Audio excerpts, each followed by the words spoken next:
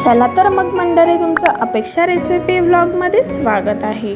तुम्ही अशी झणझणीत आणि मस्त झटपटीत अशी टमाटर चटणी भातासोबत कधी खाल्ली आहे का?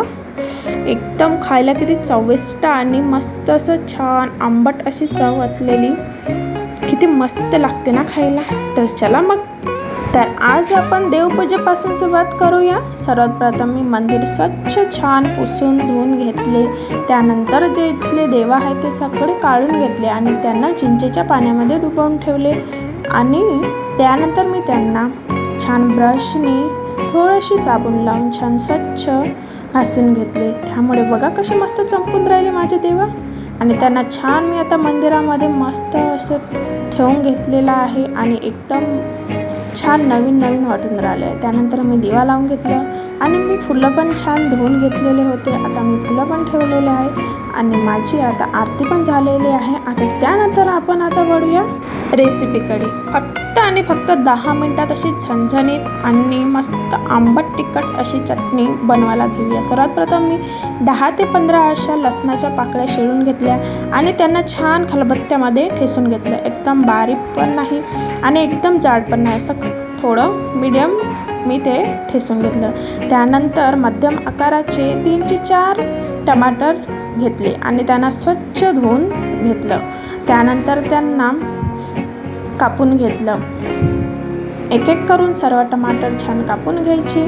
त्यानंतर त्यांना कापून झाल्यानंतर आपण आता गॅस ओपन करून घेऊया आणि त्याच्यावरती आपण पातेला मांडूया। त्यानंतर त्याच्यामध्ये आवश्यकतेनुसार तेल घाला, पण चटणीला सांगू काय, थोडंसं जास्त तेल घाला, त्यामुळे चटणीला इतकी मस्त चव येते आणि खायला पण खूप सुंदर लागते।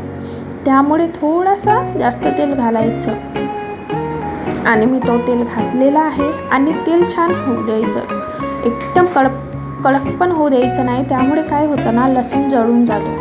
म्हणून थोडा मीडियम झालं की त्यामध्ये जे आपण ठेसून घेतलेला लसूण आहे ते घालायचं आणि छान मिक्स करून घ्यायचं आणि लगेचच जसं आपण त्याच्यामध्ये लसूण घातलेला आहे त्यानंतर आपण त्याच्यामध्ये आता टमाटे घालूयात।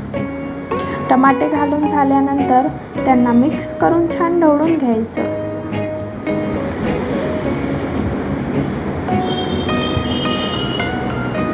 मिक्स करून छान ढवळून घेतल्यानंतर आता आपण छान 2 ते 3 मिनिट झाकण लावून घेऊया। त्यामुळे काय होतं ना, टमाटर छान शिजतात।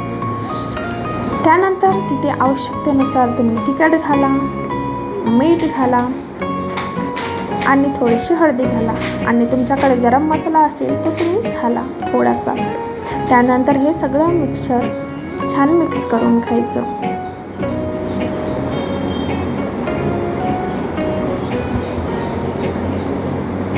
मिक्स करून झाल्यानंतर आवश्यकतेनुसार थोडासा आधी पाणी घालून घ्यायचं, नाहीतर ते खाली लागू शकते। त्यानंतर आपण झाकण लावून घेऊया आणि दुसरीकडे आता मी तांदूळ स्वच्छ धुवून घेतलेले आहे आणि ते आता मी मांडणार आहे। इकडे आपली चटणी पण रेडी होत आहे आणि तिकडे आता आपला भात पण शिजणार आहे। कमीत कमी बघा, जास्त वेळ लागत नाही, 5 ते 10 मिनिटात तुम्हाला जर बनवायची असेल तर एकदम अशी छान बघा शिजलेली आहे आपली चटणी।